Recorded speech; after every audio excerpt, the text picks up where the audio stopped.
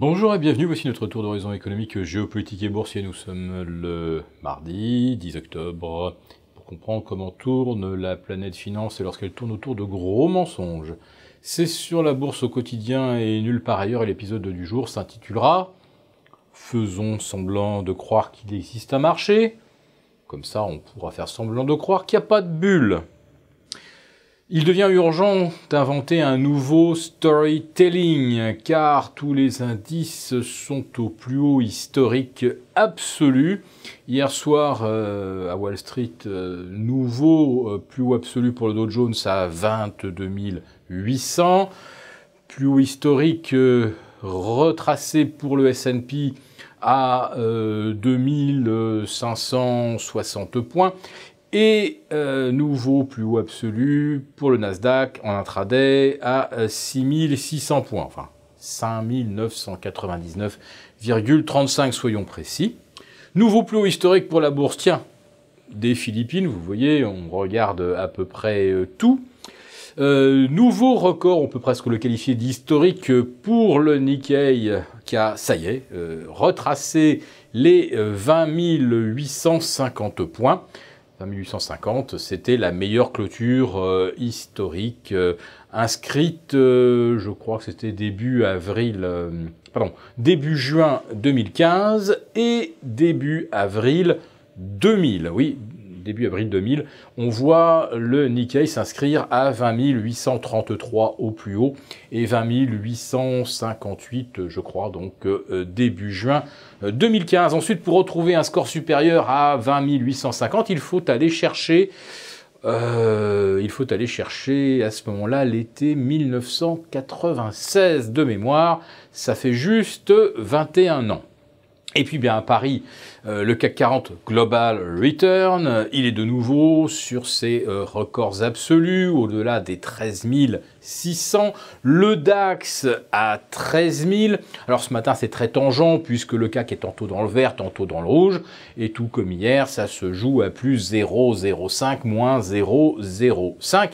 Tout ce qu'on peut dire, c'est que le CAC 40 ne veut rien lâcher et que depuis le 29 août dernier, le CAC 40 ne se sera replié qu'à 4 reprises sur 26 séances. Et puis on voit des titres comme Kering, Valeo battre de mémoire un peu plus de 20 records absolus en l'espace de 5 semaines sans jamais qu'il se dessine aucune consolidation.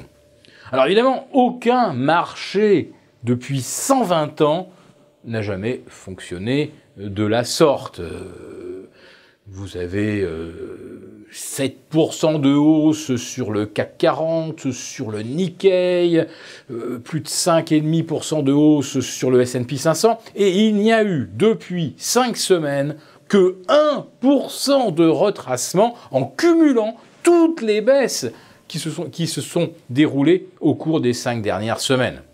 Même en 98, même en 99, vous aviez certes des séries haussières impressionnantes, mais il y avait quand même des retracements, des trous d'air, des consolidations.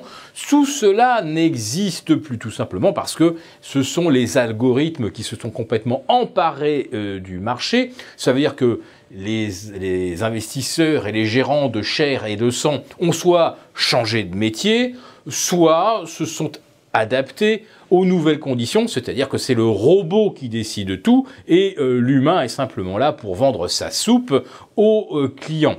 Alors quelle est la soupe qu'on nous vend aujourd'hui ? Eh bien, investissez dans les actions. Quoi ? Elles sont 2 fois plus chères que la moyenne historique. Mais regardez la jauge du risque. Elle est à 0, le VIX est en dessous de 10. Il n'y a donc pas de risque. Alors vous nous direz, oui, les actions sont chères, ça serait risqué s'il y avait du risque. Mais regardez, le risque n'existe plus. Alors évidemment, cette jauge du risque, elle est complètement faussée par les banques centrales. C'est un petit peu comme un thermomètre que vous sortez par -50 en Sibérie ou au pôle Sud, et puis en dessous, vous mettez une résistance électrique qui le chauffe à 37,2. Et vous dites, regardez, c'est une température tropicale. Car on en est là. On fausse le thermomètre du risque pour expliquer aux gens qu'il n'y a pas de risque. Et derrière, évidemment, les naïfs qui n'y connaissent pas grand-chose achètent puisque ça monte tout le temps. Et c'est ce qu'on appelle une prédiction auto-réalisatrice. Si tout le monde est convaincu qu'il n'y a pas de risque, alors effectivement, le risque disparaît puisque tout le monde agit comme si le risque n'existait plus. Là, ce qui n'existe plus, surtout, c'est le marché. Alors, quelle est la véritable valeur des actifs sous-jacents, que ce soit de l'obligataire, que ce soit les actions? Quelle est la valeur de cet actif sous-jacent si on retire non pas seulement les quantitative easing de la BCE, de la BOJ, de la Banque centrale chinoise, mais si on retire également la confiance dans la capacité qu'ont les banques centrales à fausser justement le marché et à faire en sorte qu'un thermomètre exposé à du moins 50 affiche toujours une température tropicale. Si cette confiance-là s'évanouit, que valent les actifs? L'autre storytelling qu'on nous vend, c'est bah oui, certes, les actions américaines se payent 2 fois plus cher que la moyenne historique. Certes, on n'a jamais vu ça depuis 2000 ou depuis 1929. Mais en 2000, on achetait du rêve. Alors qu'aujourd'hui, regardez, projetez les bénéfices que l'on observe depuis 18 mois, projetez-les sur les 10 prochaines années. Bah vous voyez, le marché, il n'est pas si cher que ça.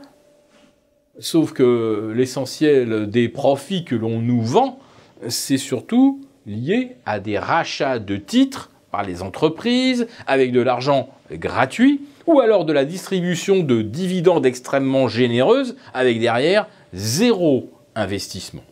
Alors c'est là bien sûr que le discours aujourd'hui sur le fait qu'il faut inciter les très très riches à investir, c'est une vaste blague, parce que les très très riches, ils croulent déjà sous les liquidités. C'est pas moi qui le dis, c'est pas les éditions Agora qui essaient de vous faire peur. C'est Wolfgang Schäuble, le ministre, l'austère ministre des Finances allemand, qui va prendre la présidence du Bundestag, qui laisse donc sa place probablement à un élu du Mans, enfin un élu issu du rang du FDP. Ça rigole pas non plus sur le plan budgétaire. Et qu'est-ce que nous dit Schäuble ? Il nous dit que les marchés sont noyés sous des liquidités excédentaires qui ne devraient pas exister dans son esprit, c'est ça que ça veut dire, et qu'on a des bulles partout. C'est pas Philippe Béchade, c'est pas les éditions Agora qui le disent, c'est monsieur Schäuble. Alors certes, il n'aime pas tellement les quantitative easing, c'est de la fausse monnaie selon lui, c'est de la fausse monnaie, quelle que soit la théorie économique que vous appliquez, c'est de la fausse monnaie qui fait des bulles boursières, obligataires, etc.